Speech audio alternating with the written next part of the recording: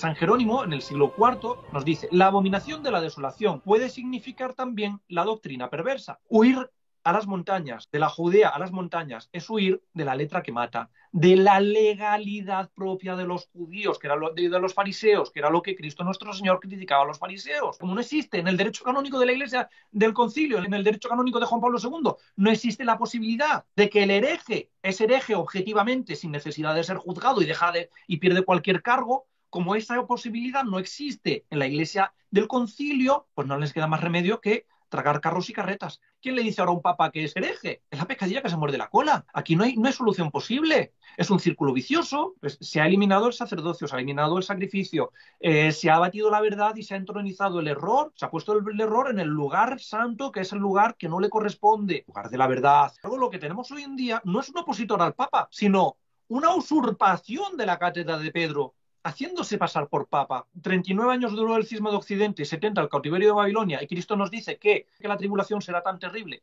como no la hubo nunca antes desde el principio del mundo. Luego, la usurpación de la sede de Pedro, la usurpación del trono de la verdad, no va a durar menos de 70 años. El capítulo 24 de San Mateo nos dice Cristo que el sol se oscurecerá, la luna no alumbrará y las estrellas caerán del cielo. San Bernardo de Claraval nos dice: por el sol oscurecido debemos entender a la Iglesia.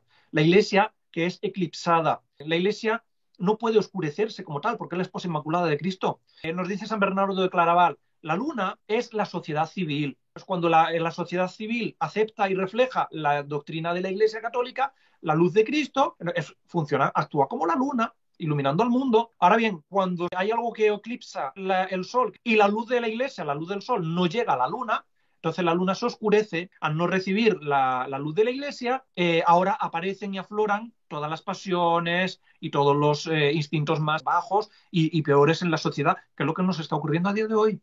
Una sociedad completamente animalizada, brutalizada, sexualizada, esa Iglesia surgida después de la muerte de Pío XII, sobre todo en el Vaticano II, que se está haciendo pasar por la verdadera esposa, por la verdadera Iglesia, pero que está tapando precisamente a la Iglesia y tapando la luz, es la ramera del Apocalipsis. Las estrellas que caen del cielo son los obispos. Todas esas estrellas caerán del cielo, caerán de sus cátedras. Señores míos, ¿cuándo ha pasado eso en la historia de la Iglesia? Sino que en el Concilio Vaticano II, al aceptar todos los obispos, absolutamente todos los obispos, aceptar las herejías. Todos los países que formaban lo que era la cristiandad católica, en el siglo XIX cayeron todos se convirtieron en liberales, gobernados por gobiernos masónicos, y todos empezaron a apostatar. Y sobre todo ya ahora, después del Vaticano II, o sea, si ya las naciones no eran católicas, ahora ya es que ni los católicos son católicos. Adorar, obedecer a un papa, someterse a un papa falso, es pecar de idolatría, porque intentará engañar a los elegidos. O sea, si quiere engañar a los elegidos al final de los tiempos, ¿qué va a hacer? ¿Venir con cuernos y rabo de manera monstruosa para que todo el mundo salga corriendo? No, vendrá como ángel de luz. Admitir como papas a los usurpadores desde Juan XXIII hasta el actual León XIV, eso sí es admitir que las puertas del infierno han prevalecido contra la Iglesia, porque en esa Iglesia del concilio se enseñan herejías. Las puertas del infierno son la herejía, no las fuerzas del mal, la herejía, porque por medio de la herejía, por medio del error, por medio de la falsa doctrina, es que las almas se precipitan en el infierno, porque se apartan de la verdad, que es Dios, y por lo tanto de la salvación. Igual que los apóstoles durante el sábado santo estaban dispersos y estaban confundidos, la Iglesia a día de hoy está confundida, está muy confundida, pero no ha muerto, no ha desaparecido.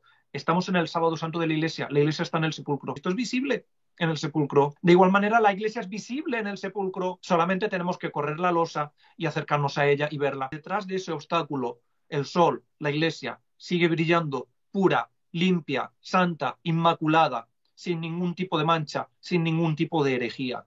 La verdadera Iglesia Católica reside en aquellos obispos, sacerdotes y laicos que siguen fieles a la doctrina. Estamos en el sábado santo de la Iglesia.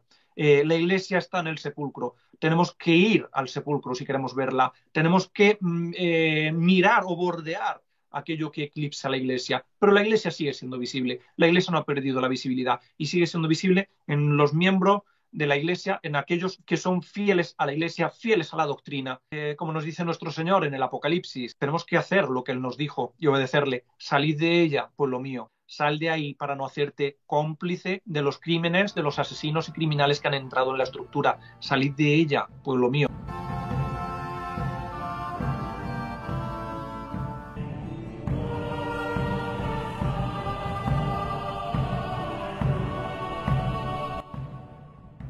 ¿Cómo podemos entonces entender que llevemos casi 70 años de sede vacante? Bueno, pues muy sencillo, es que solamente tenemos que irnos a las Sagradas Escrituras, a la revelación pública, es decir, al Evangelio escatológico, por ejemplo, de San Mateo 24 y a la carta de los tesalonicenses de San Pablo, a la segunda carta de tesalonicenses. El capítulo 24 de San Mateo es precisamente el Evangelio que se lee en la liturgia romana católica de siempre, como dicen ahora en la misa tridentina, mal llamada tridentina, que no es tridentina porque es muy anterior al Concilio de Trento, es de época apostólica.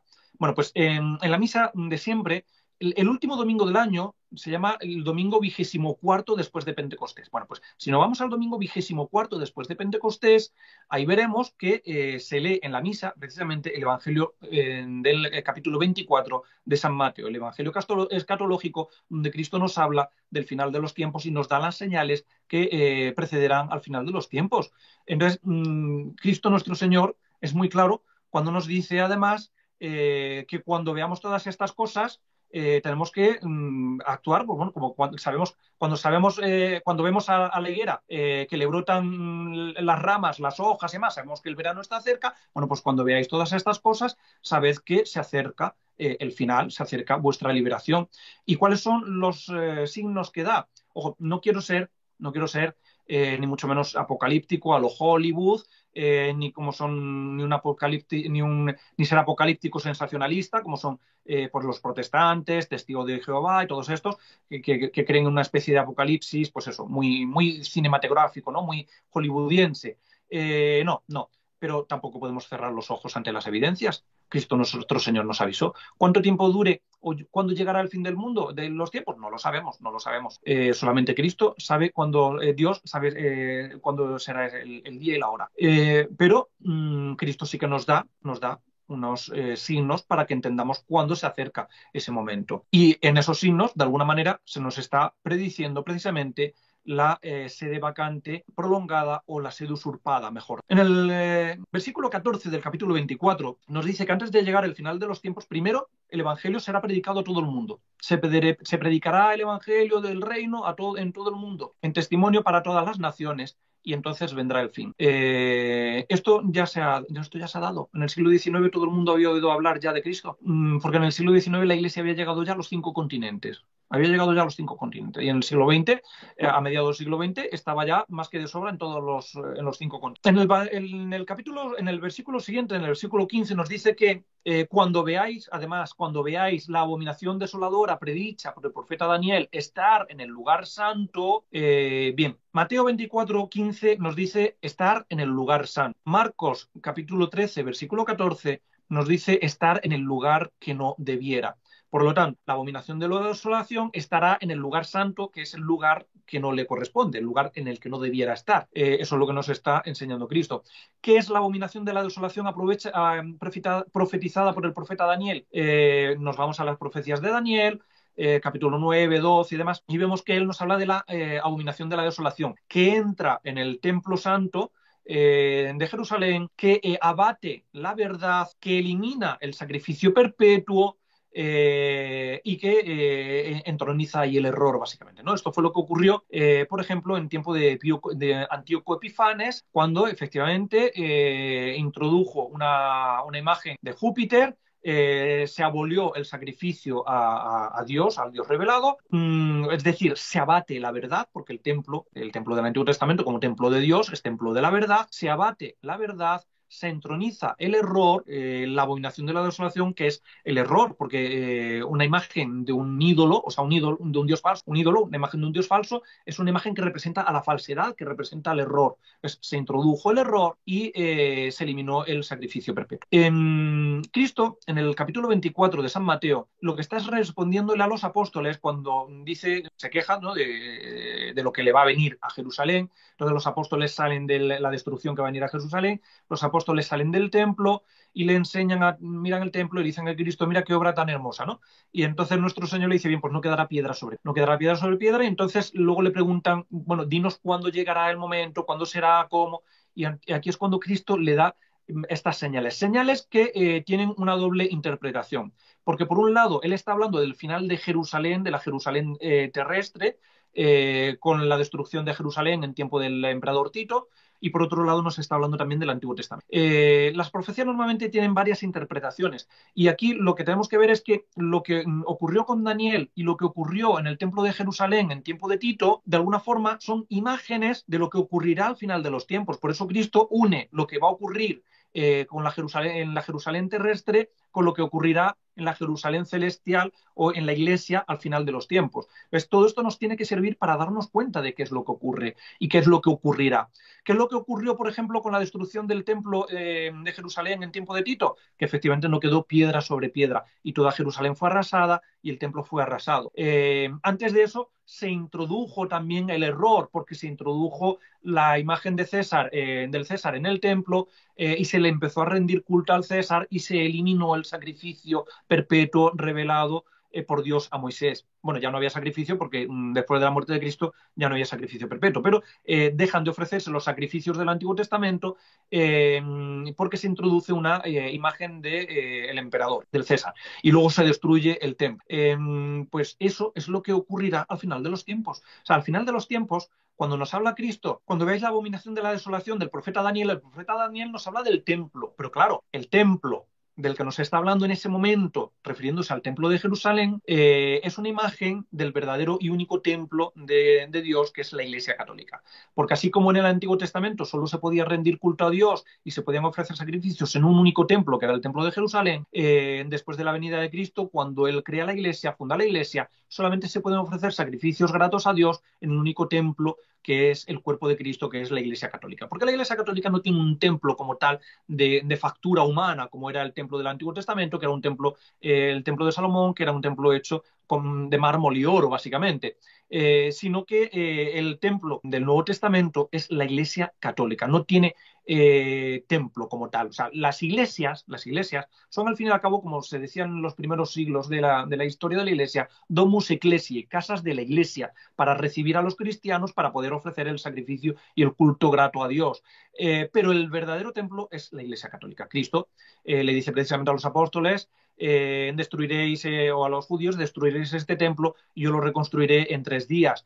Y nos dice el apóstol, el evangelista, se refería al templo de su cuerpo. Claro, porque el único templo que hay después de la destrucción y la consumación de la ley y de la destrucción del templo de Jerusalén es el templo de la iglesia, que es el cuerpo. Cuando nos habla Daniel de la abominación de la desolación que entra en el templo, que abate la verdad, que entroniza el error y que elimina el sacrificio perpetuo, eso es lo que ocurrirá en la Iglesia Católica, en el templo de Cristo, que es su cuerpo místico en la Iglesia Católica. El error, que es la abominación de la desolación, entra en la Iglesia para abatir la verdad, abolir el sacrificio perpetuo y, como nos dice nuestro Señor, cuando veáis a la abominación de los adoradores, por lo tanto, entrar en el templo, que es lo que nos dice Daniel, pero estar en el lugar santo. Cristo especifica más en el lugar santo, y en Marcos 13:14 nos dice estar en el lugar que no debiera, el lugar que no le corresponde, dentro del templo, es decir, dentro del cuerpo místico del Cristo, de la Iglesia Católica. ¿Cuál es el lugar santo dentro del cuerpo místico? El lugar de Dios, Dios nuestro Señor. Cristo es camino, verdad y vida, Él es verdad. Por lo tanto, ¿cuál es el lugar de la verdad?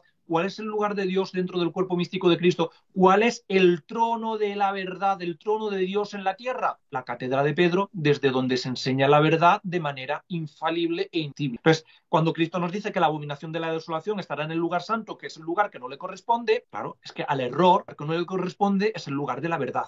Y el lugar de la verdad dentro del templo de Cristo, dentro del templo de Dios, dentro del cuerpo místico de Cristo, es la cátedra de Pedro. Pues Cristo ya nos está profetizando que la cátedra de Pedro será usurpada por el error, que es lo que ocurrió en tiempo de Antíoco Epifanes, y es lo que ocurrió poco antes de la destrucción del templo durante el gobierno de Tito, cuando se introdujo la imagen del César, etc. Es decir, el error dentro del trono y en el lugar santo, en la cátedra de la verdad, en el trono de la verdad. O sea, el error dentro de la iglesia y en el trono de la verdad. Eso es lo que nos está diciendo nuestro Señor aquí. Es que se ve muy claro que nos está hablando precisamente de lo que está ocurriendo a día de hoy.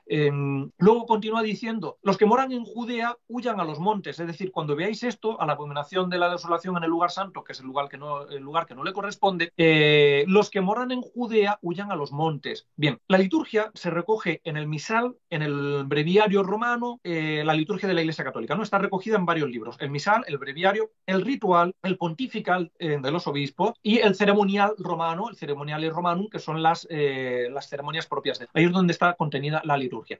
Bien, pues en el oficio divino, precisamente en el tercer nocturno de Maitines, se lee una homilía de San Jerónimo este domingo, el domingo 24, explicando precisamente este evangelio. San Jerónimo, padre, autor de la Iglesia, que fue el que tradujo la Biblia del griego y el arameo al latín para la edición de la Vulgata latina. Bien, pues San Jerónimo, en el siglo IV, analizando este evangelio, en su homilía, que está recogida en el tercer nocturno de Maitines, del domingo 24 de Pentecostés, después de Pentecostés, nos dice que la abominación de la desolación, después de explicarnos precisamente cómo habían introducido a César en el templo de Jerusalén y demás, nos dice, la abominación de la desolación puede significar también la doctrina perversa. Claro, efectivamente, que es lo que ocurrirá al final de los tiempos, la doctrina perversa. Si pues vemos levantarse el error en el lugar santo, es decir, en la Iglesia, no me lo he inventado yo lo que les acabo de explicar, es doctrina de los padres de la Iglesia.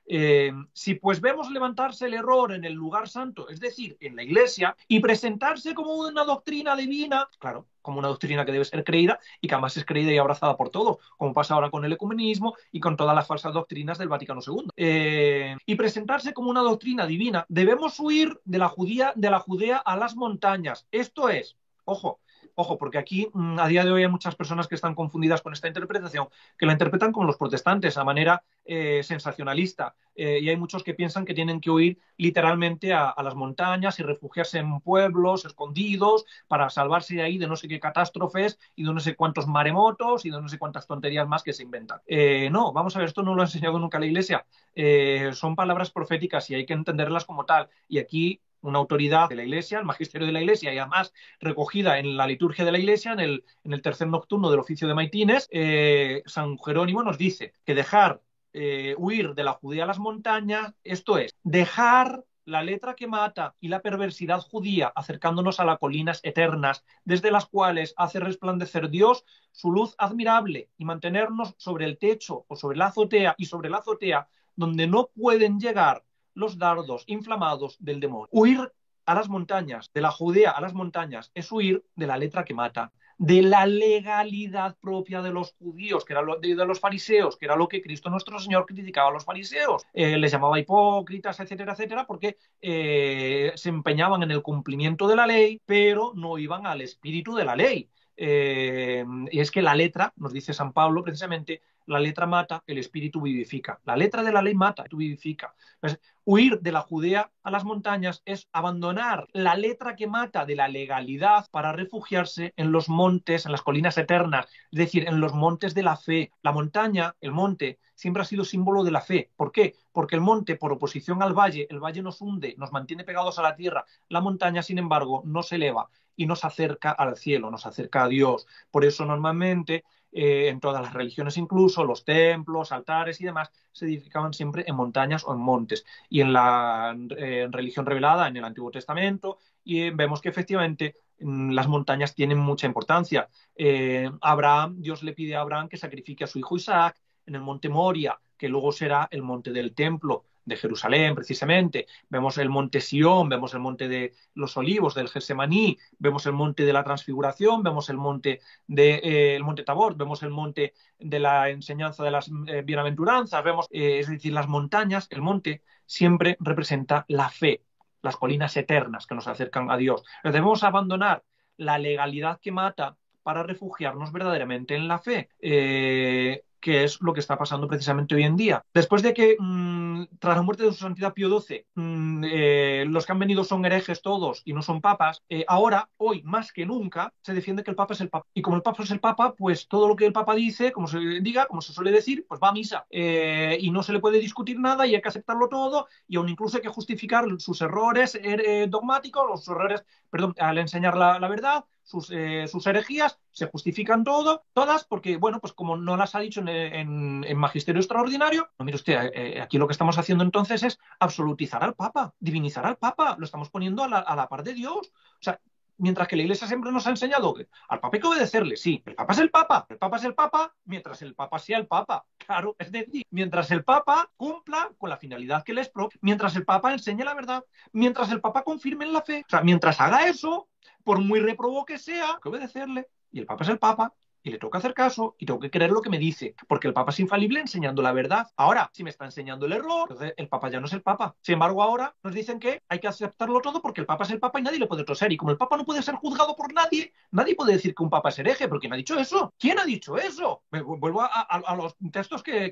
he nombrado antes, que van a quedar en la descripción del vídeo y además se van a poner fotos y demás con esos textos y con enlaces a los documentos. Revisen esos documentos. Jamás la Iglesia ha enseñado que el Papa no pueda caer en herejía. Puede caer en tanto en cuanto el que cae deja de ser Papa. Y por lo tanto el Papa no cae. Pero puede, si quiere enseñar una herejía, puede hacerlo y enseñando la herejía deja de ser Papa. Esta es la doctrina de siempre de la Iglesia, es una doctrina dogmática. Entonces, ahora no, ahora hemos divinizado al Papa por completo. Da igual lo que diga, da igual lo que diga, se le justifica todo. No es que lo ha dicho en un avión, no es que lo ha dicho en no sé qué reunión, no es que lo ha dicho, no es que eso no es magisterio. No, mire usted, es que negar una verdad es negar una verdad indistintamente del ámbito donde se niegue. Es que eso no tiene nada que ver el ámbito, no tiene nada que ver, absolutamente nada. Entonces, a día de hoy, precisamente se agarran a la letra de la ley para justificarlo absolutamente todo y matar las almas. Eso es lo que están haciendo a día de hoy. Y después, además, después de haber destruido la ley anterior dentro de la Iglesia conciliar, en la Iglesia católica no, porque en la Iglesia católica sigue en vigor el derecho canónico de 1917,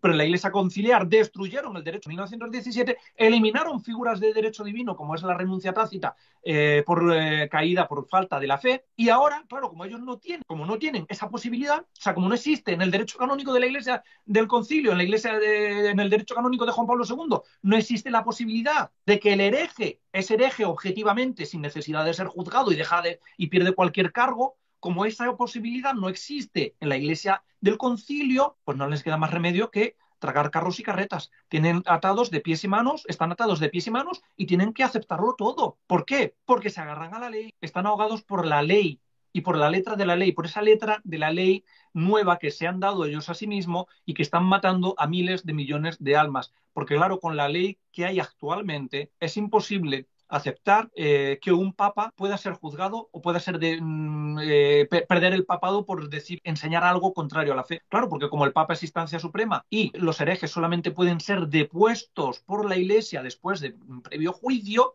esto es lo que nos enseña ahora el derecho canónico de 1983, en contra de lo que ha enseñado siempre la Iglesia. O sea, para que un hereje pierda el cargo, la Iglesia primero lo tiene que juzgar y lo tiene que deponer. Solo entonces pierde el cargo. Entonces estamos admitiendo que pueda haber herejes dentro de la Iglesia. Esto es contrario también a lo que nos enseña Inocencio III, que hemos hablado antes de él. Bueno, pues en la profesión de fe propuesta a los valdenses, Inocencio III, a principios del siglo XIII, nos dice que creo en una iglesia no de herejes, no de herejes. ¿Cómo puede ser una iglesia no de herejes? Porque los herejes, por la herejía, se apartan de la iglesia.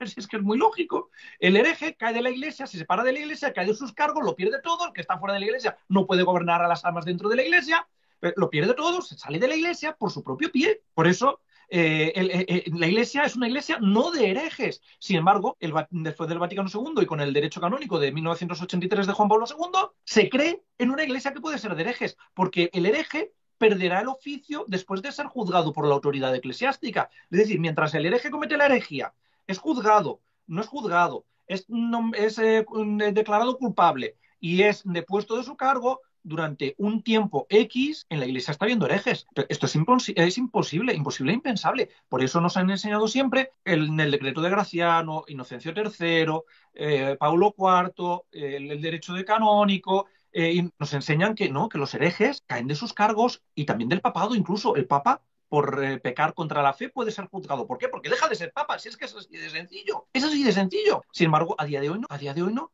A día de hoy, claro, el papa es instancia. Nadie puede juzgar al papa. ¿Quién pone ahora el cascabel al gato? Si el papa enseña un error, ¿quién le dice si el error tiene que ser juzgado por la iglesia? ¿El hereje tiene que ser juzgado por la iglesia? ¿Quién le dice ahora a un papa que es hereje? Es la pescadilla que se muerde la cola. Aquí no hay solución posible. Es un círculo vicioso, el Papa es el Papa y es instancia suprema. Y nadie puede juzgar al Papa. ¿Ha dicho una herejía? Ya, pero solamente es herejía si lo dice la Iglesia después de juzgarlo. No, mire usted, es herejía si se niega o se pone en duda una verdad de manera pertinaz. Ya está, esto es lo que nos enseña la Iglesia. Pues precisamente esta legalidad asesina del derecho canónico, del Código de Derecho Canónico de 1983 de Juan Pablo II, es lo que viene de alguna manera a consagrar toda esta apostasía y a atar de pies y manos y a tirarlos con una piedra de molino al mar a todos los católicos, porque claro, tienen que aceptar a los herejes por papas, porque lo primero que te dicen muchos es, bueno, ¿y cómo sabe usted que es hereje? Pues si no ha sido juzgado por nadie. Usted, es que Pablo IV nos dice y nos lo define de manera dogmática que no necesita ser juzgado por nadie, que pierden sus oficios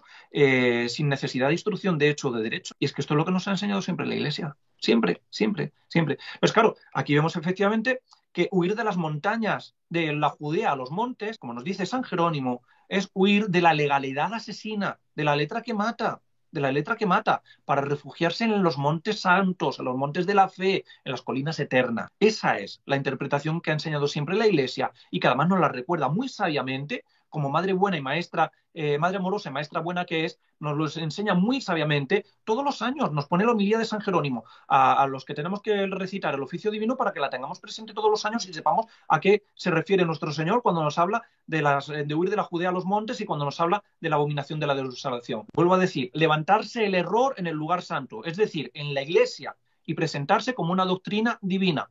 Esto es lo que ha ocurrido tras la muerte de su santidad Pío XII. Vemos que Cristo nuestro Señor nos está avisando ya en el capítulo 24 de la situación que estamos viviendo actualmente, porque jamás se había dado antes. Y otro de los hechos que dice, por ejemplo, cuando nos habla de la abominación de la asolación predicha por el profeta Daniel, Daniel, ¿qué es lo que nos cuenta? Que abatirá la verdad y eliminará el sacrificio perpetuo. Claro, esto fue lo que hizo Pablo VI en 1968 al reformar el pontifical.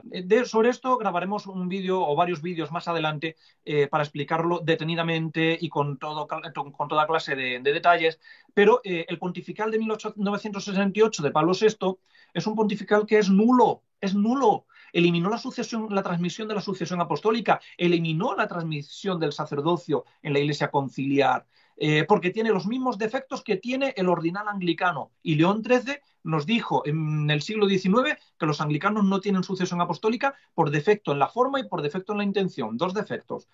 Bueno, pues esos mismos defectos los tiene también el pontifical de Pablo VI de 1968. Bien, pues, y además, todavía más, para aquellos sacerdotes que hubieran sido ordenados y que eran jóvenes, imagínense, pues un sacerdote joven en 1968 que tuviera 24 años, pues todavía le quedan 60 años de vida por lo menos, en el mejor de los casos, o incluso alguno más.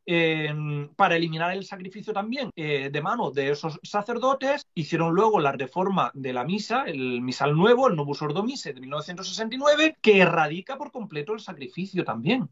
En el Novus Ordo, en la misa nueva, no es un sacrificio. Ya digo que en vídeos sucesivos explicaremos esto con más detalle. Pero, ¿qué es un sacrificio? Un sacrificio es un acto por medio del cual ofrecemos e inmolamos una víctima a Dios en reconocimiento de su divinidad y sumisión por parte de nuestra, ¿no? Eso es un sacrificio y eso lo vemos en todas las religiones, en todas las sociedades del mundo. En lo que es la palabra sacrificio, el concepto de sacrificio es universal y es común a todo el mundo. La misa es un sacrificio, es el sacrificio de Cristo. Para que la misa sea sacrificio, todo sacrificio es un acto que está constituido por dos actos: ofrecer una víctima e inmolar una víctima. Si falta uno de esos dos actos, no hay sacrificio, porque son actos constitutivos del sacrificio: ofrecimiento e inmolación. Ofrecimiento e inmolación. Sin embargo, en el Novus Ordo no hay un ofrecimiento de la víctima, no hay un ofertorio. Ofertorio en latín quiere decir lugar del ofrecimiento. Eso quiere decir ofertorio. El lugar dentro de la misa en el que se realiza el ofrecimiento. En la misa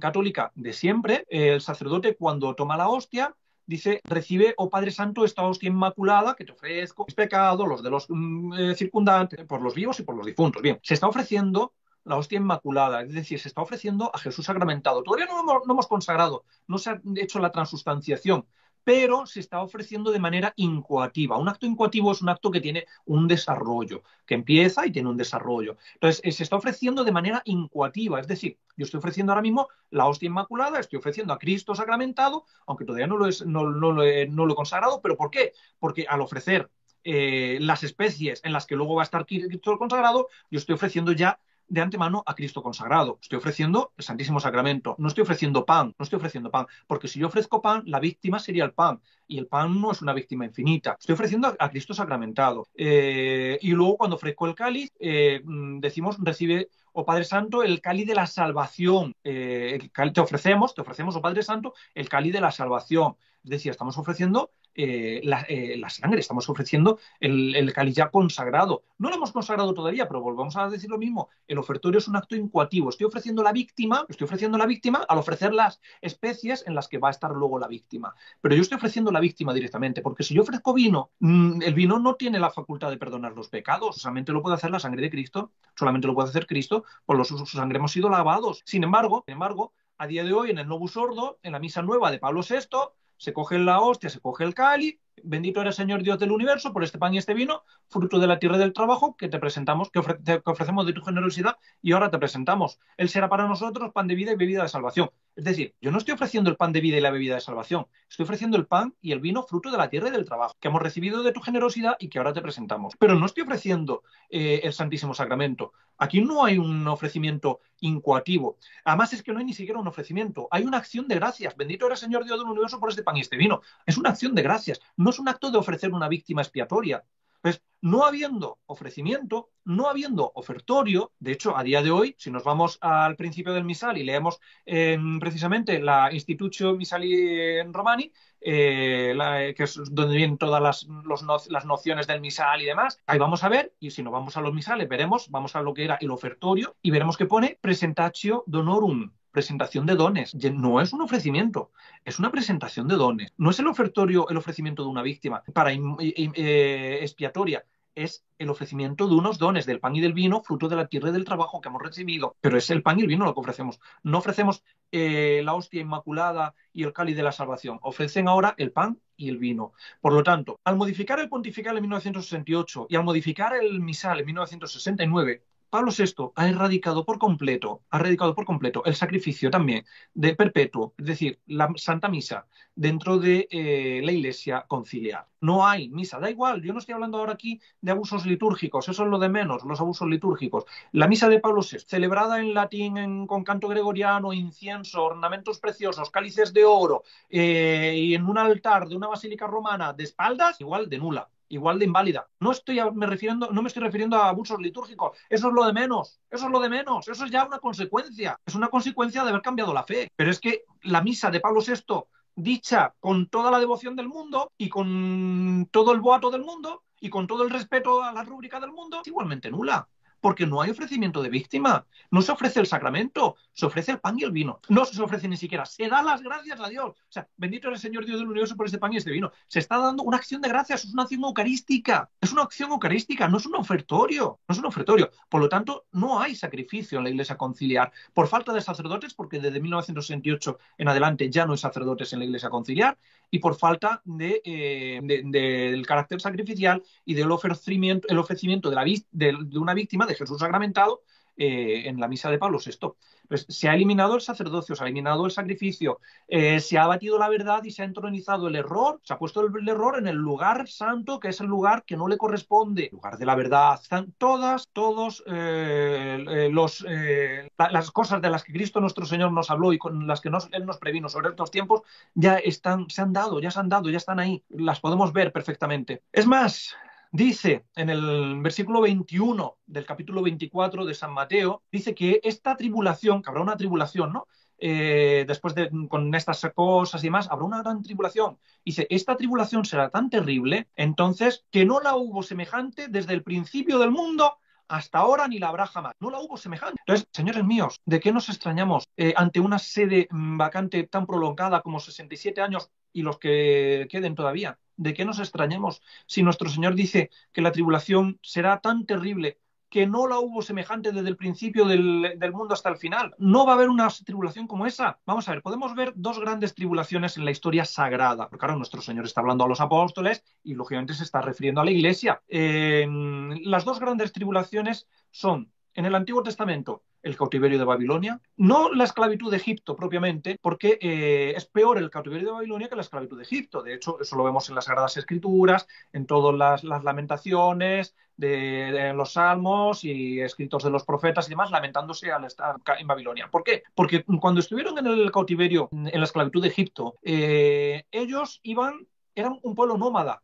El pueblo elegido todavía, los descendientes de Abraham, Jacob y sus hijos, era un pueblo nómada, que no tenían una tierra todavía. Se les había prometido una tierra, pero no la tenían. Y fueron a Egipto en busca de fortuna, porque por la sequía que hubo, y allí estuvieron luego 400 años de siervos. Bien, pero ellos no tenían algo, no perdieron nada, no perdieron. Sin embargo, cuando ya vienen a la Tierra Santa, cuando Dios les da posesión de la tierra prometida, y edifican el templo y tienen culto, tienen la presencia real de Dios, tenían la presencia de Dios en el templo, que ya la tenían desde que salen, desde el Éxodo, porque Dios les iba acompañando en forma de columna de nube por la mañana y de columna de fuego por la noche. O sea, Dios estaba presente en medio de su pueblo. Y luego llegan a Tierra Santa y Dios se hace presente en el templo, primero en el tabernáculo, en la tienda, y luego cuando se edifica el templo, dentro del templo de Salomón. Pero Dios está presente en medio del pueblo. Ahí tienen la presencia de Dios y tienen la tierra prometida. Entonces, cuando ya son llevados al cautiverio de Babilonia, pierden lo que tenían, pierden la tierra y pierden la presencia de Dios. Por eso todas las lamentaciones de los profetas, esa fue la gran tribulación del Antiguo Testamento, el cautiverio de Babilonia, 70 años de cautiverio, 70 años de cautiverio. Y luego dentro de la Iglesia Católica nos encontramos, por ejemplo, con 67 años de papado en Aviñón, desde Clemente V, que se fue a Aviñón, dejó Roma y se fue a Aviñón. Bueno, pues esos 67 años de papado de Aviñón fue una gran tribulación también para la Iglesia, sobre todo para la Iglesia en Roma. Hasta tal punto de que el papado de Aviñón se conoce como el cautiverio de Babilonia de la Iglesia Católica. Y poco después, porque el papado de Aviñón terminó en 1337, al año siguiente, en 1378, perdón, terminó el papado de Aviñón en 1377. En 1378 comienza el cisma de Occidente. 39 años de cisma. 39 años, desde 1378 hasta 1417, 39 años en los que llegó a haber dos papas o supuestos papas y hasta incluso tres. O sea, esa fue la mayor tribulación que ha tenido la Iglesia, el no saber a quién obedecer. Había santos que estaban divididos. San Vicente Ferrer, por ejemplo, en un primer momento obedecía al antipapa Benedicto XIII, el Papa Luna español. Que era valenciano como San Vicente Ferrer. San Vicente Ferrer en un primer momento siguió a un antipapa. Santa Catalina de Siena seguía al Papa Romano. Pero la Iglesia estaba dividida, la cristiandad estaba dividida.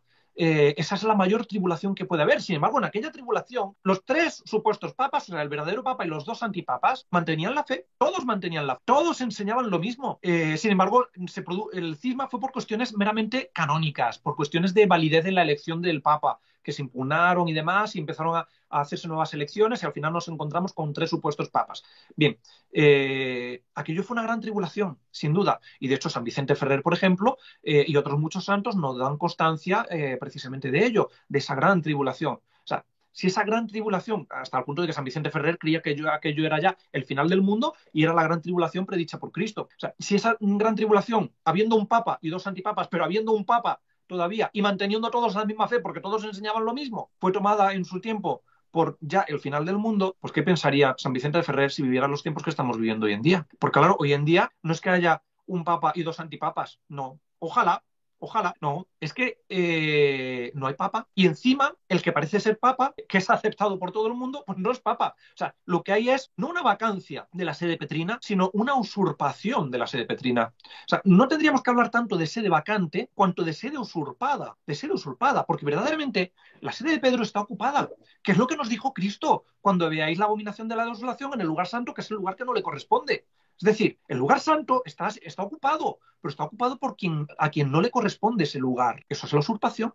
La usurpación de un sitio es precisamente que alguien al que no le corresponde haga posesión de ese sitio, de ese lugar. Eso es la usurpación. O sea, Cristo nos está hablando no de sede vacante, sino de sede usurpada, de la cátedra de Pedro, del lugar santo, del trono de la verdad en la tierra, ocupado por aquel al que no le corresponde, por el error, porque al error no le corresponde el lugar de la verdad. Eso es lo que estamos viviendo a día de hoy. Una sede usurpada, no una sede vacante, porque sede vacante es cuando no hay papa y nadie ocupa la sede de Pedro. Pero es que la sede de Pedro está siendo pisoteada y usurpada por aquel al que no le corresponde, habiendo abatido la verdad, después de abatir la verdad. O sea, está usurpada verdaderamente. Es más, es que incluso a los supuestos papas, después de su santidad Pío XII, no les podemos ni siquiera llamar en pureza, no le podemos llamar tampoco antipapas, porque los antipapas eran antipapas en base a un papa y un opuesto al papa, un antipapa, pero siempre que ha habido antipapas en la iglesia, había papas. Estaba el papa sentado en la cátedra de Pedro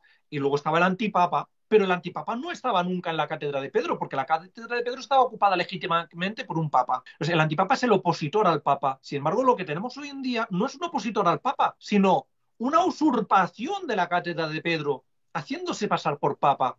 Entonces, ni siquiera podríamos, en pureza, ni siquiera podríamos llamarles antipapas.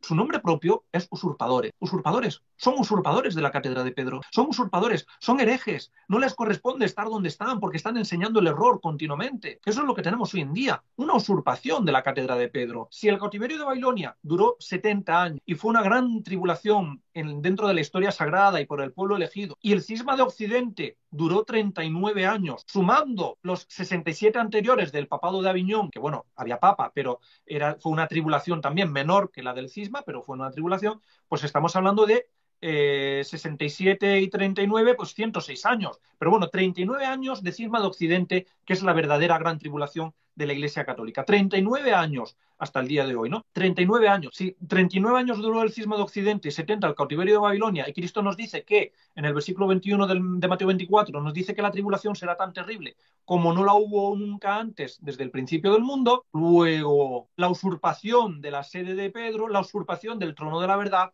no va a durar menos de 70 años, porque tendrá que durar más tiempo que el cautiverio de Babilonia. No va a durar menos de 70 años. ¿Por qué entonces nos extrañamos de que pueda haber de que podamos estar viviendo la situación que estamos viviendo? Si es que no es de extrañar, si es que nos lo ha predicho nuestro Señor, es que fue Cristo mismo quien nos lo dijo. Y luego nos dice también en el versículo 29 del capítulo 24 de San Mateo, nos dice Cristo que el sol se oscurecerá, la luna no alumbrará y las estrellas caerán del cielo. Nos dicen también otras profecías que la luna se volverá roja. Bien, no tenemos que interpretar esto a la manera de Hollywood, ¿eh? Las estrellas no se van a caer de ningún sitio. No se van a caer de ningún sitio. La Tierra es redonda, hay estrellas tanto arriba como abajo. ¿De dónde van a caer las estrellas? No, además las estrellas, los astros son muchísimo más grandes que las estrellas, que la Tierra. O sea, las estrellas físicamente no van a caer. Esto ya nos lo explica San Bernardo de Claraval en el siglo X, XI.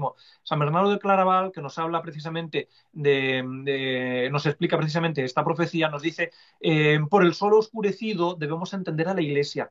La Iglesia que es eclipsada. La Iglesia no puede oscurecerse como tal, porque es la esposa inmaculada de Cristo. Ella va a irradiar siempre la luz, va a irradiar la verdad, porque ella es el cuerpo místico de la luz, ella es el cuerpo de la luz, no puede dejar de emitir luz. Es imposible, es contrario a la naturaleza de la Iglesia, porque su cabeza es la luz y, él es cuerpo, y la Iglesia es cuerpo de la luz. Entonces, ¿cómo se oscurece la Iglesia? Pues como se oscurece el sol en un eclipse. Hay algo que se interpone entre la luz que emana de la Iglesia y la humanidad. Entonces vemos que el sol, la Iglesia, se oscurece.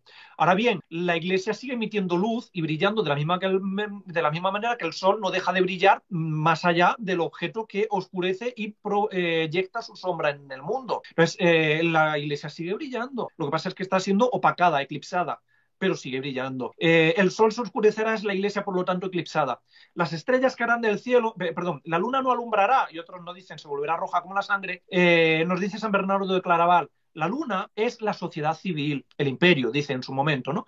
El imperio o la sociedad civil. La sociedad civil debe reflejar la luz de la Iglesia, de la doctrina de Cristo. De esa manera, actúa como la luna refleja la luz del sol. Pues cuando la sociedad civil acepta y refleja la doctrina de la Iglesia Católica, la luz de Cristo actúa como la luna, iluminando al mundo. Ahora bien, cuando hay algo que eclipsa el sol, que eclipsa la Iglesia, y la luz de la Iglesia, la luz del sol, no llega a la luna, entonces la luna se oscurece, como nos dice Cristo, la luna ya no alumbrará. ¿Por qué? Porque ya no refleja la luz, por eso no alumbra, no refleja la luz. Y como nos dice otras profecías, se vuelve roja. ¿Por qué? Porque al no recibir la luz de la verdad de la Iglesia, de Cristo, Al no recibir la luz de la Iglesia, ahora aparecen y afloran todas las pasiones y todos los instintos más bajos y peores en la sociedad, que es lo que nos está ocurriendo a día de hoy. Una sociedad que se ha vuelto roja como la sangre, sanguinolenta. ¿Por qué?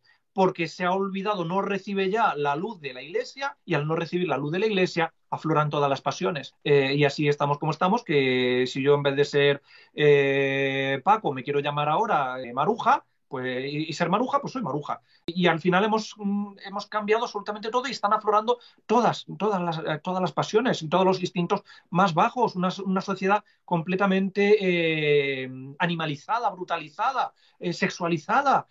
Eso es lo que está pasando precisamente a día de hoy. ¿Por qué? Porque la sociedad no recibe la luz de la Iglesia. ¿Por qué? Porque la Iglesia ha sido eclipsada, opacada. ¿Por quién? Por la abominación de la desolación, que es la que se ha interpuesto, la que se está haciendo ahora pasar, esa Iglesia surgida después de la muerte de Pío XII, sobre todo en el Vaticano II, que se está haciendo pasar por la verdadera esposa, por la verdadera Iglesia, pero que está tapando precisamente a la Iglesia y tapando la luz. Es la ramera del Apocalipsis. Es la ramera del Apocalipsis. Es la que se hace pasar por esposa sin ser esposa y va precisamente yaciendo con todos los grandes del mundo, que es lo que hace, por ejemplo, a día de hoy la Iglesia Conciliar.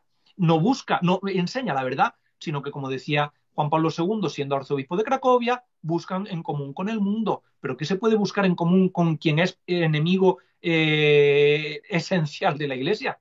Que Cristo dijo también: no te pido por ellos, sino para que porque ellos te pido por ellos porque quedan en el mundo. Te pido por ellos porque quedan en el mundo y el mundo los persigue. Claro, pues sí es lógico. O sea, yo no puedo buscar en común con el mundo, tengo que educar al mundo, tengo que enseñar al mundo, tengo que predicarle para que se convierta. Sin embargo, ahora van buscando en común. Es la gran ramera que se junta con todo el mundo y que yace con todo el mundo. Y luego nos dice además: y las estrellas caerán del cielo. Y San Bernardo de Claraval nos dice: las estrellas que caen del cielo son los obispos que desde sus cátedras en el firmamento de la fe, desde sus cátedras, deben enseñar y gobernar y deben enseñar la fe al mundo. Sin embargo, todos serán barridos del cielo. Todas esas estrellas caerán del cielo, caerán de sus cátedras. Señores míos, ¿cuándo ha pasado eso en la historia de la Iglesia? Sino que en el Concilio Vaticano II, al aceptar todos los obispos, absolutamente todos los obispos, aceptar las herejías. En el momento en el que aceptan las herejías y empiezan a enseñar las herejías, dejan de emitir la luz, caen de las cátedras desde las que tenían que iluminar en el firmamento de la fe. Como nos dice San Bernardo de Claraval, todos los hechos profetizados por Cristo ya se han dado. Y luego, en Tesalonicenses, en la segunda carta a los Tesalonicenses, capítulo 2, versículos 3 y 4, San Pablo nos dice, hablando del final del mundo, que no vendrá el fin sin que antes haya acontecido la apostasía. Claro, como nos dice Cristo en el versículo 14, primero el Evangelio se predicará a todo el mundo, del capítulo 24. Primero el Evangelio se predicará a todo el mundo.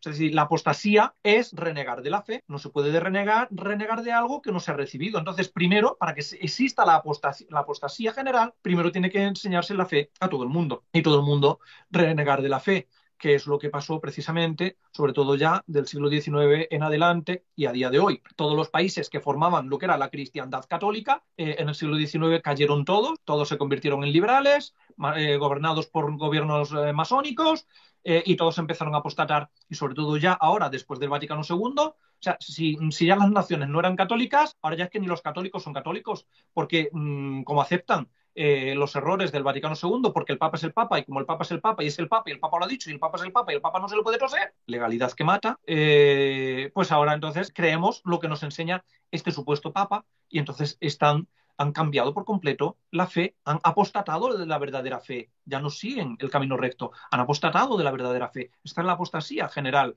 de la que nos habla San Pablo. Y dice, primero se dará la apostasía y luego aparecerá el hombre de pecado, el hijo de la perdición, que se opondrá y se alzará contra todo lo que se dice Dios o se adora, hasta llegar a sentarse en el templo de Dios, dando a entender que es Dios. ¿Quién se puede sentar en el templo de Dios? ¿Dónde hay un sitio en el templo de Dios? Volvemos a decir lo mismo, el templo de Dios es la Iglesia Católica. ¿Dónde hay un sitio para sentarse en la Iglesia Católica? En el templo de Dios, el trono de Dios, el trono de Dios, el trono de la verdad, la cátedra de Pedro, Aquí San Pablo nos está diciendo perfectamente que la cátedra de Pedro va a ser usurpada, porque se va a sentar alguien en la cátedra de Pedro, el hijo de la perdición, el hombre del pecado, claro, haciéndose pasar por papa. No es que vaya a darse a entender, a hacerse Dios en la tierra, como pretenden algunos. No, esto es ridículo, porque además San Pablo está hablando para los cristianos y está hablando del templo de Dios. Pero no es que aquí venga ahora a hacerse alguien pasar por no sé, pues por Buda o por... No, es que dentro de la iglesia, vuelvo a decir, San Pablo está hablando de los cristianos, está hablando a cristianos, está hablando de la iglesia católica, del templo de Dios. O sea, dentro de la iglesia alguien se hará pasar por Dios. A nadie se le va a ocurrir venir a decir que es Cristo o que es Dios encarnado y todo el mundo le va a seguir. No, no. ¿Qué es lo que pasa? Que nos dice, tenemos que entender muy bien cuando nos dice que este hijo de perdición se opondrá a lo que se adora. Bien, ¿qué es lo que adoramos los católicos? ¿Qué adoramos los católicos? Los católicos adoramos a Dios, pero adoramos también alguna cosa más. Y no me llamen hereje por lo que voy a decir. Adoramos alguna cosa más. Adoramos, por ejemplo, al Papa. Sí, adoramos al Papa. Aunque ahora todo el mundo dice que no adoramos al Papa, adoramos al Papa. Esto es lo que nos ha enseñado siempre la Iglesia. Adoramos al Papa. Pero lo adoramos, hay que distinguir dos tipos de adoración, como hace Santo Tomás de Aquino y como hace la Iglesia siempre. Una es la adoración. O sea, adoración en griego es latría, culto de latría. Por eso los que adoran a las imágenes, imagen en griego es eidos. Los eidolatría, la eidolatría es la adoración de imágenes. Eidos, latreia, adoración de imágenes. La adoración, el culto de adoración puede ser directo y absoluto, cuando directamente lo rendimos a Dios, o puede ser indirecto o relativo, cuando se lo dirigimos a Dios, pero por medio de personas o instrumentos. De manera que no estamos adorando a las personas ni a los instrumentos, sino a Dios, las personas o en los instrumentos. Por ejemplo, en la liturgia católica tenemos dos ritos de adoración que forman parte de la liturgia de la Iglesia Católica. Dos ritos de adoración, además de la adoración del Santísimo Sacramento, la adoración a Dios. Tenemos dos ritos de adoración. El Viernes Santo, la adoración a la cruz, y en la elección de los papas, en los conclaves, la adoración del papa por parte de los cardenales. La adoración del papa por parte de los cardenales. La adoración de la cruz el Viernes Santo, ¿qué es lo que hacemos? Pues además hacemos doble genuflexión, como si fuera el Santísimo Sacramento, y besamos la cruz. Pero es que el Viernes Santo, al adorar la cruz, no estamos siendo idólatras, no estamos adorando un trozo de madera o una imagen, sino que estamos adorando el instrumento de salvación y de redención, el instrumento por medio del cual Cristo redimió a la humanidad. Redimir solamente nos puede redimir a Dios. Estamos, por lo tanto, adorando a Dios, el objeto de la tría es Dios, por medio del instrumento de redención, por medio de la cruz. Eso es una latría o adoración indirecta o relativa. Adoramos a Dios por medio de el instrumento de la redención. Igual pasa con el Papa. El Papa, cuando es elegido, los cardenales pasan delante de él, le hacen 3 genuflexiones y en la tercera genuflexión hacen doble genuflexión con las 2 rodillas y le besan los pies. Estos signos son signos de adoración, solamente se harían a Dios. Sin embargo, los cardenales lo hacen al Papa, y los cristianos, además, los católicos, cuando iban a la audiencia del Papa, el Papa estaba sentado en la sala del trono, y los que entraban a hablar con el Papa hacían 3 genuflexiones en la entrada, a mitad del pasillo, en la base de la escalera, y luego llegaban a donde estaba el Papa, se ponían de rodillas y le besaban el pie. Esos son signos de adoración. No estamos adorando a una persona como tal. El objeto de adoración no es la persona, sino que estamos adorando a Dios por medio de el poder que esa persona tiene, que es el mismo poder de Dios, porque San Pedro, los papas tienen el mismo poder de Cristo. Entonces, estamos adorando a Cristo, a Dios, por medio del Papa, que tiene su poder, su mismo poder. Es un culto o es un acto de latría o de adoración indirecta o relativa. Indirecta o relativa. Y esto, además, no me lo estoy inventando yo, basta con que vayan ustedes también a la bula Cunes Apostolatus Officio, que dejaremos el enlace, y efectivamente en el párrafo 6 de la bula Cunes Apostolatus Officio, el Papa Paulo IV, en 1559, nos dice que aquellos que, siendo herejes antes de la elección o del nombramiento para cualquier oficio, sus nombramientos son nulos, aun incluso cuando sea de romano pontífice, aun incluso cuando haya sido elegido con unanimidad por parte de los cardenales, y aun después del rito de adoración del Papa. Bula Cunes Apostolatus Officio, no me lo estoy inventando yo. Rito de adoración del Papa. Efectivamente, el Papa lo adoramos, pero lo adoramos con una latría indirecta. O sea, mejor dicho, adoramos a Dios por medio del Papa, para hablar con más propiedad. No es que adoremos al Papa, adoramos a Dios por medio del Papa, que tiene el mismo poder de Dios. Pero, efectivamente, adoramos al Papa. Adoración del Papa, nos habla Paulo IV en 1559 en la Bula Cunes Apostolatus Officio. Adoración del Papa. Pues claro, aquí cuando San Pablo nos dice que el hijo de perdición y hombre de pecado se opondrá, se alzará contra todo lo que se dice Dios o se adora, claro, se alzará contra todo lo que se dice Dios, contra la verdad, porque están enseñando el error, y contra todo lo que se adora, contra Dios, y además contra el Papa. Claro, se han alzado contra el Papa, contra el papado, se han alzado contra el papado, efectivamente, y lo han usurpado, y lo han usurpado. Y entonces ellos se sientan en el templo de Dios dando a entender que son Dios, es decir, que son Dios en la tierra, porque el Papa, como nos dice Santa Catalina de Siena, y nos ha enseñado siempre la Iglesia, es el dulce Cristo en la tierra. El Papa es Dios en la tierra. Entonces, hacerse pasar por Dios, sentado en el templo de Dios, es la usurpación de la cátedra de San Pedro. Es hacerse pasar por papa sin ser papa. Por eso San Vicente Ferrer, del que hemos hablado antes, que estuvo durante un tiempo bajo la obediencia de un antipapa, Benedicto XIII, el Papa Luna, San Vicente Ferrer nos dice que seguir a un papa falso es pecar, atentar contra el primer mandamiento. Y es pecado de idolatría. De idolatría, sí. Y nos lo explica muy bien San Vicente Ferrer, porque al Papa rendimos un culto que es propio a Dios. Claro, porque estamos adorando a Dios por medio del Papa, como instrumento. Por lo tanto, al Papa le rendimos un culto que es propio de Dios. Claro, es que los católicos hacen 3 genuflexiones y se ponen de rodillas con las 2 rodillas en el suelo y le besan los pies al Papa. Esos son gestos de adoración. Pues si yo sigo a un papa falso, esos gestos de adoración no van a Dios, no llegan a Dios, no tienen ya por objeto a Dios, sino que queda en la falsedad, en el ídolo, en el Júpiter introducido en el templo de Jerusalén, en la imagen del César introducida en el templo de Jerusalén, en tiempo de Antíoco Epifanes o en tiempos de Tito. Es decir, estamos adorando imágenes, estamos adorando algo que es una imagen falsa, que parece ser Dios, pero no es Dios. Es adorar, obedecer a un papa, someterse a un papa falso, es pecar de idolatría. Y es, al fin y al cabo, hacer lo que precisamente nos está aquí hablando San Pablo en la segunda carta de los tesalonicenses. Estamos reconociendo como a Dios a alguien que se hace pasar por Dios. Muchos, ya digo que malinterpretan este párrafo de San Pablo porque piensan que, no sé, que va a venir alguien, el anticristo, pues no sé, haciéndose pasar por Dios verdaderamente y todo el mundo le va a acatar porque va a dar mucho miedo, no sé, va a venir con cuernos y yo no sé, o yo no sé qué va a hacer, desde luego va a absolverle la mente a todo el mundo y todo el mundo va a creer que es Dios en la tierra. Esto es ridículo, esto es absurdo. Esto es absurdo. Es ridículo, porque es que cualquier persona que sea medianamente sensata, si viera una manifestación del maligno tan patente, saldría corriendo. Saldría corriendo. Sin embargo, Dios nos dice, nuestro Señor nos dice que el enemigo intentará engañar aún a los propios elegidos con grandes portentos y milagros.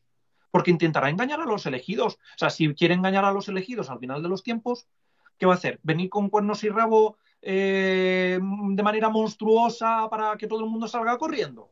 No, vendrá como ángel de luz, vendrá como ángel de luz y vendrá haciéndose, dando a entender que es Dios, vicario de Cristo en la tierra, dulce Cristo en la tierra, Dios en la tierra, dando a entender que es Papa, pero sin serlo, y sentándose en el trono de Dios. Eso es lo que está pasando hoy en día, eso es lo que tenemos en nuestros tiempos y no podemos tampoco ni asustarnos, no podemos asustarnos ni considerar que porque llevamos ya mucho tiempo esto es imposible. Es que Dios, ¿cómo va a permitir Dios? Es que Dios no permitiría, pero bueno, ¿quién es usted para decir lo que Dios puede permitir y lo que no puede permitir? Pero somos tontos, pero no tenemos ojos para ver y oídos para oír. Más Cristo nos dice en el Evangelio, el que tenga oídos que oiga, cuando en este mismo Evangelio, ¿no? En un versículo anterior, creo que es en el 13, nos dice el que tenga oídos que oiga. Claro, para entender, si es que está muy claro, está muy claro. O sea, la gran tribulación no va a poder durar menos de 70 años, que fue lo que duró la tribulación del cautiverio de Babilonia. Y tiene que ser mayor que la tribulación del cautiverio de Babilonia y mayor que la tribulación del cisma de Occidente. En el cautiverio de Babilonia, el pueblo elegido se quedó sin lo que tenía, se quedó sin la presencia de Dios, se quedó sin su tierra prometida, se quedó sin el templo y sin el culto de Dios. Eso es lo que nos está ocurriendo hoy en día. Nos hemos quedado sin la presencia del verdadero Papa, nos hemos quedado sin el culto de Dios, nos hemos quedado en la Iglesia conciliar, claro. La Iglesia católica no, todavía los que somos fieles a la doctrina y somos católicos, mantenemos el culto y mantenemos la verdad. Pero en la Iglesia conciliar se ha erradicado todo esto.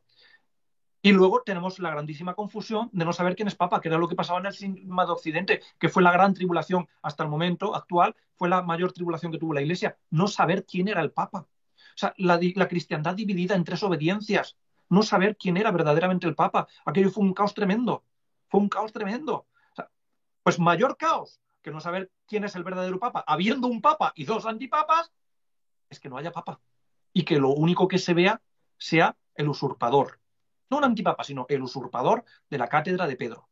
El que está en el lugar que no le corresponde, en el lugar santo dentro del templo de Dios. El usurpador. Esa es la mayor tribulación que puede haber. Y tiene que durar más de 70 años, sin duda que sí. Para entender un poco mejor esto, y ya vamos a ir terminando, por ejemplo, bueno, en cuanto a las herejías, además, ¿no? Sí me gustaría hacer una última observación. En cuanto a las herejías, cuando nos habla Cristo de que las puertas del infierno no prevalecerán contra la Iglesia, bien, los protestantes, claro, como son herejes, y luego ellos están continuamente cayendo en divisiones y hay herejes dentro de herejes, pues esto no lo interpretan como la herejía. Los protestantes, y a día de hoy muchos en la Iglesia conciliar, nos dicen que las puertas del infierno no prevalecerán contra la Iglesia, es que las fuerzas del mal del mundo no van a poder contra la Iglesia. No seamos tan difusos, ¿eh? No seamos tan difusos. Porque la Iglesia nos ha enseñado siempre que las herejías son la puerta, perdón, que las puertas del infierno son precisamente las herejías. Por ejemplo, el Papa Vigilio, en el segundo concilio de Constantinopla, en el año 553, el segundo concilio de Constantinopla es un concilio ecuménico. Y todos los concilios ecuménicos, por definición, son dogmáticos, salvo el Vaticano II, que como no era Papa Juan XXIII, pero bueno, ellos no quisieron tampoco ni siquiera que fuera dogmático, sino pastoral. Bien, pero el segundo concilio de Constantinopla, que es dogmático, ahí nos dice que tenemos en cuenta lo que fue prometido acerca de la Santa Iglesia a aquel que dijo que las puertas del infierno no prevalecerán contra ella, es decir, las mortíferas lenguas de los herejes. Las puertas del infierno son las mortíferas lenguas de los herejes. Y luego,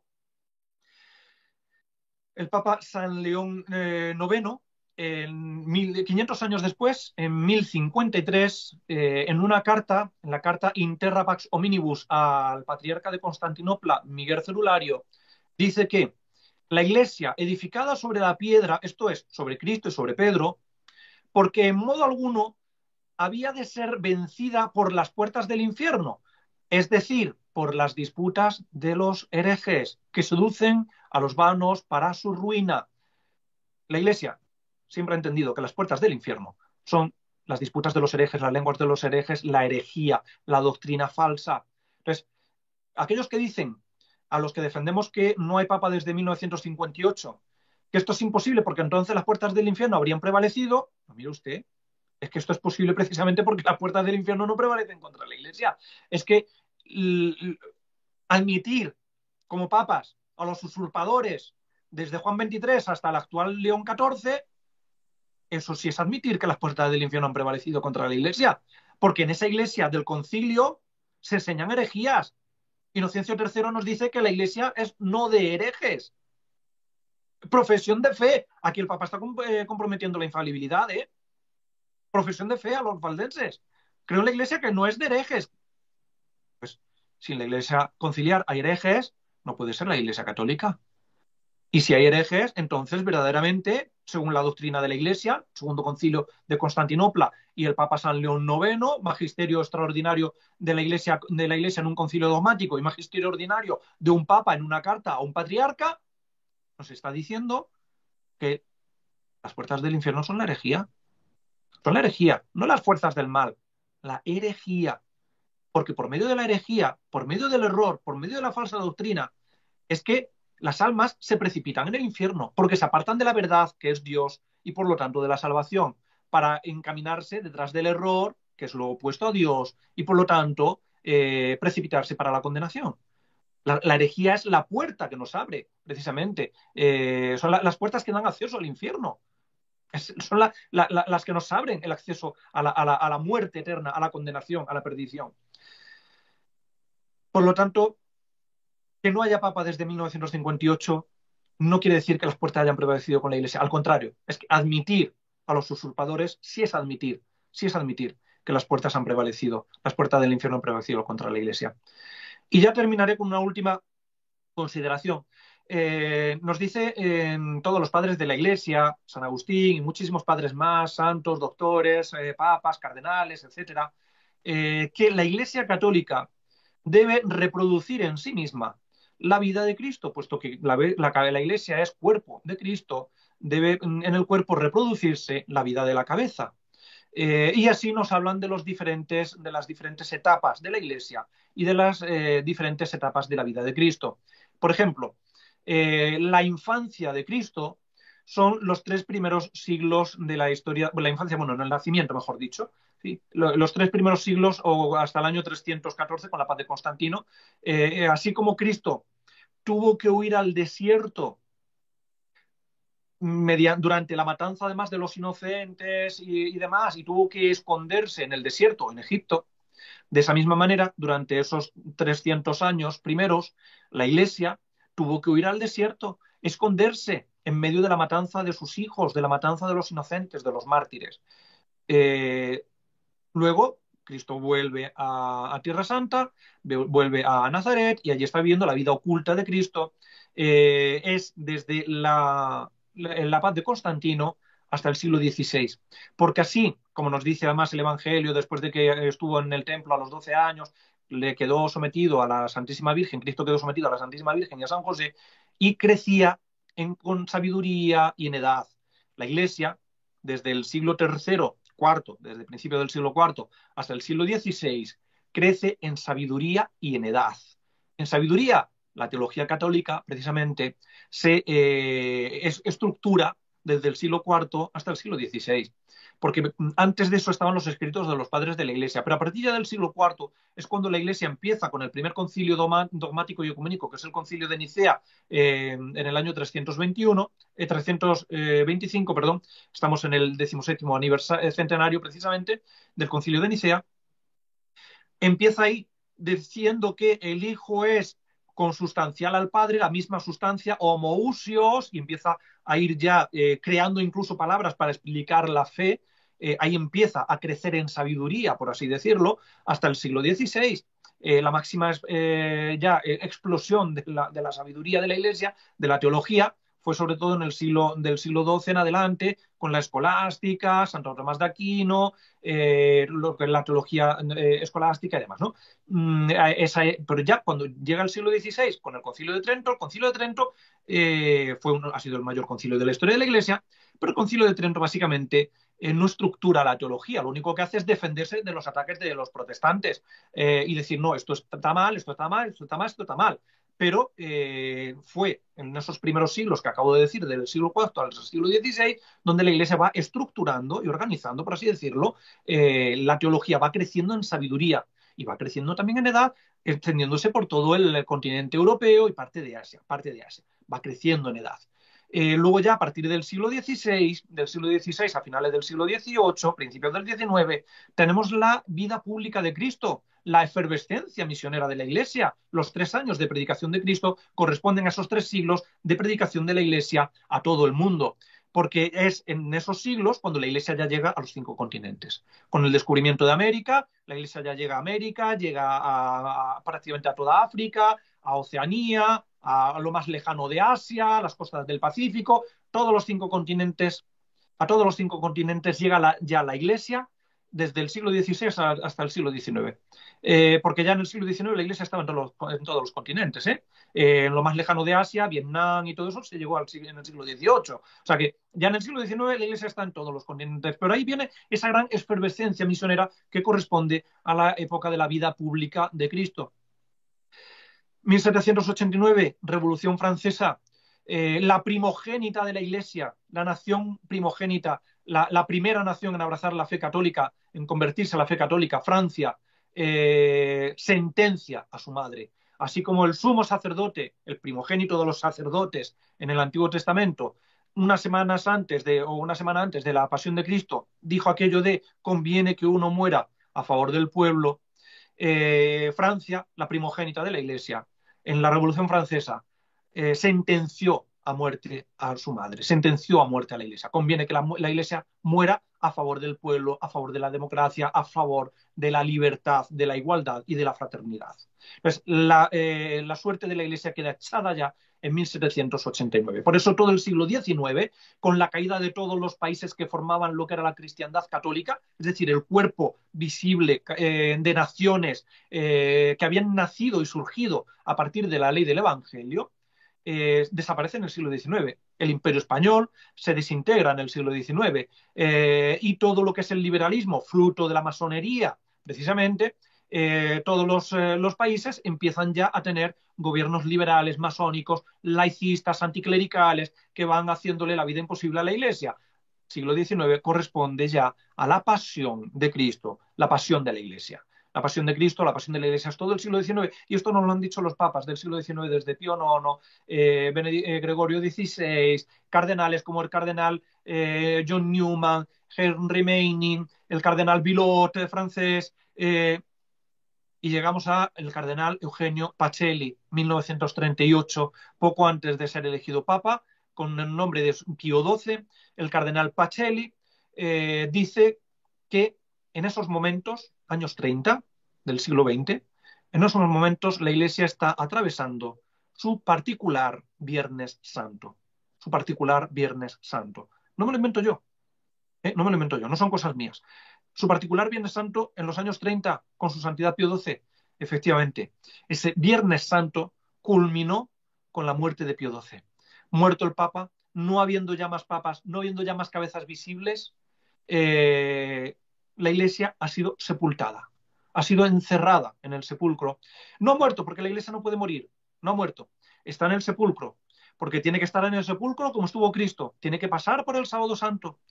No habiendo papa, no habiendo cabeza visible, muerto el pastor, como dice Cristo, herido el pastor, se dispersarán las ovejas. Y esto se lo dice Cristo a los apóstoles en el cenáculo, antes de la pasión. Heriré al pastor y se dispersarán las ovejas.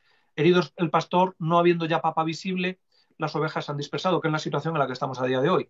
Los que se dicen católicos en la Iglesia conciliar no saben a quién obedecer, la mayoría, incluso los que defendemos que no hay papa desde 1958, pues por desgracia, están muy dispersos, están muy dispersos. Otro día, en otra ocasión, hablaremos un poco de toda esa dispersión de los que dicen afirmar que no hay papa desde 1958. Pero estamos muy confundidos y muy dispersos. ¿Por qué? Porque no hay cabeza, porque no hay cabeza visible, porque se ha herido al pastor. Igual que los apóstoles durante el Sábado Santo estaban dispersos y estaban confundidos, la Iglesia a día de hoy está confundida, está muy confundida, pero no ha muerto, no ha muerto, no ha desaparecido. Estamos en el Sábado Santo de la Iglesia está en el sepulcro. ¿Es que eso afecta a la visibilidad de la Iglesia? No, miren ustedes, no afecta a la visibilidad de la Iglesia. La visibilidad es la cualidad de un objeto de ser perceptible por medio de los sentidos, especialmente por medio de la vista, ¿no? De ser visible. Tan visible es un elefante como un mosquito. Los dos son visibles. A nadie se le ocurre decir que un mosquito es invisible. Sin embargo, yo a distancia puedo percibir un elefante fácilmente, pero no puedo percibir el mosquito que está en su oreja. Ahora bien, si yo me acerco, veré al mosquito que está en la oreja porque el mosquito es visible. El mosquito no pierde su visibilidad en ningún momento. Lo que pasa es que si la dimensión del objeto, lógicamente, afecta a la percepción por parte de los demás, de los sujetos. Entonces, la Iglesia no es invisible. Lo que pasa es que si la Iglesia es el pueblo fiel repartido por el orbe, y después del Concilio Vaticano II y con el Concilio Vaticano II, con todas esas herejías, eso no es la Iglesia Católica. La verdadera Iglesia Católica reside en aquellos obispos, sacerdotes y laicos que siguen fieles a la doctrina, que son fieles a la doctrina, que siguen fieles con fidelidad la fe de Cristo, la fe de la Iglesia Católica. Es un grupo pequeño, está más reducido en comparación con los 1.600 millones de seguidores que tiene la Iglesia Conciliar. Es un grupo pequeño, desde luego que sí, será como el mosquito, pero el mosquito es igual de visible que un elefante. La cualidad de ser perceptible y visible no la pierde ni uno ni otro. Siguen siendo igual de visibles los dos. Lo que pasa es que el mosquito es más reducido que el elefante, pero el mosquito es visible perfectamente. Además, como acabo de decir, estamos en el Sábado Santo. Cristo no se hizo invisible el Sábado Santo. Cristo no se hizo invisible estando en el sepulcro. La iglesia no se hace invisible estando en el sepulcro. La cualidad del cuerpo de Cristo, del cuerpo físico de Cristo, de ser visible, seguía manteniéndola porque el cuerpo no había desaparecido. Lo que pasa es que estaba eclipsado, estaba detrás de la losa del sepulcro. Ahora, si los discípulos hubieran corrido la losa del sepulcro, verían perfectamente a Cristo, porque Cristo es visible en el sepulcro. De igual manera, la iglesia es visible en el sepulcro. Solamente tenemos que correr la losa y acercarnos a ella y verla. Solamente tenemos que bordear el obstáculo que impide que la luz de la iglesia llegue hacia nosotros, porque detrás de ese obstáculo que eclipsa a la iglesia, que oscurece al sol, detrás de ese obstáculo, el sol, la iglesia, sigue brillando pura, limpia, santa, inmaculada, sin ningún tipo de mancha, sin ningún tipo de herejía, sin ningún tipo de herejía. Eso es lo que ocurre a día de hoy. Estamos en el Sábado Santo de la Iglesia.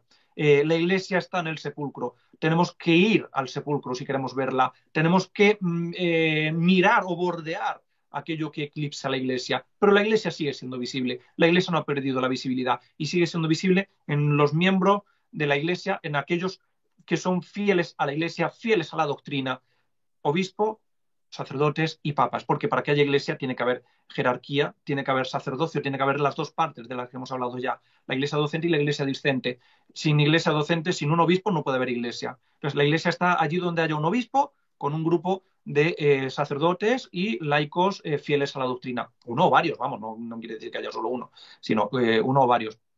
Ahí es donde está la iglesia. Otro ejemplo, y ya sí que con este terminamos, para entender mejor lo de la visibilidad.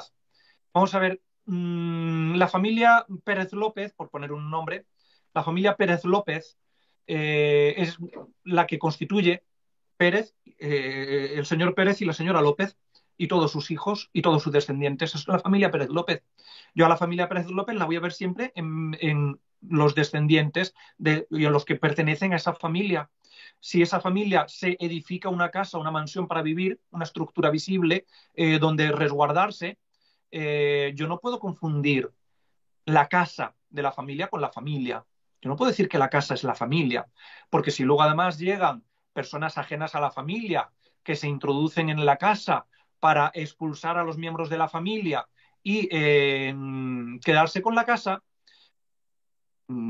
la familia seguirá permaneciendo en los miembros de la familia que están fuera de la estructura, pero no en la estructura, porque la estructura ha sido usurpada por gente de fuera de la familia.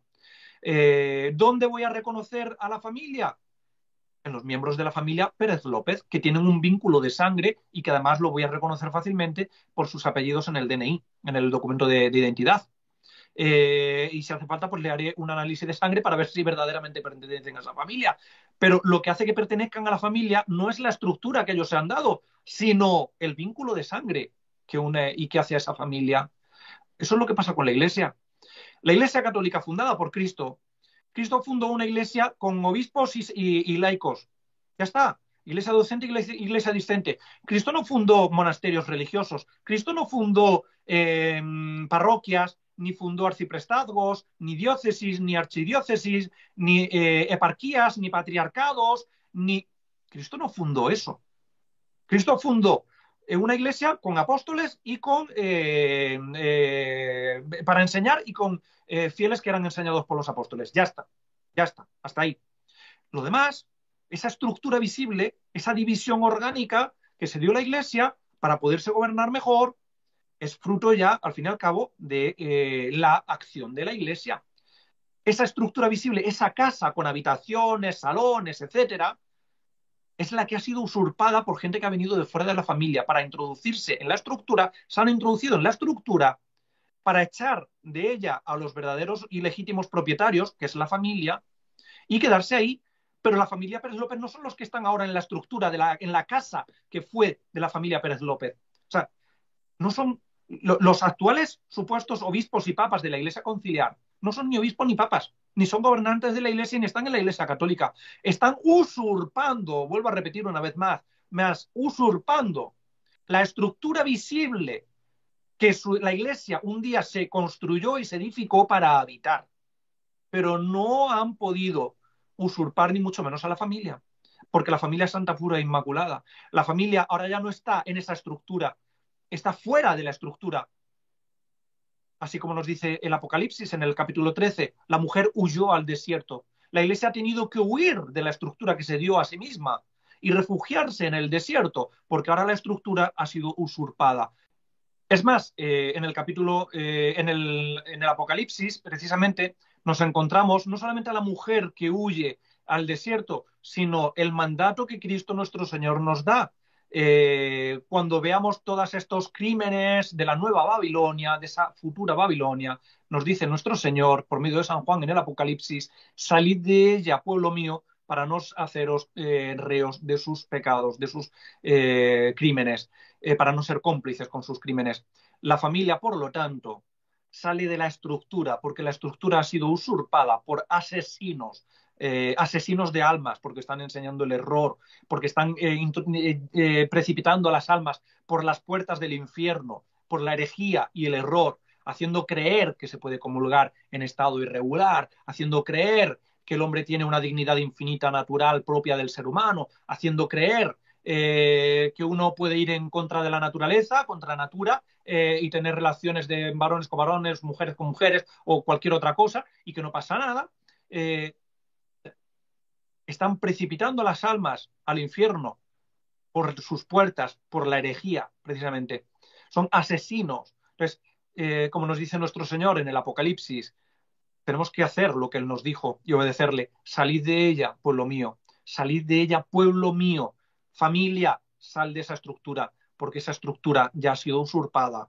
Sal de ahí para no hacerte cómplice de los crímenes, de los asesinos y criminales que han entrado en la estructura. Salid de ella, pueblo mío. Y eso es lo que hizo la Iglesia. Salir los fieles a la doctrina católica han tenido que salir, lógicamente, de esa estructura usurpada de la actual Iglesia conciliar. Pero esa estructura usurpada ni es la Iglesia católica, por mucho que en su día fuera la estructura de la Iglesia católica, no es la Iglesia católica, y los usurpadores no son Iglesia católica.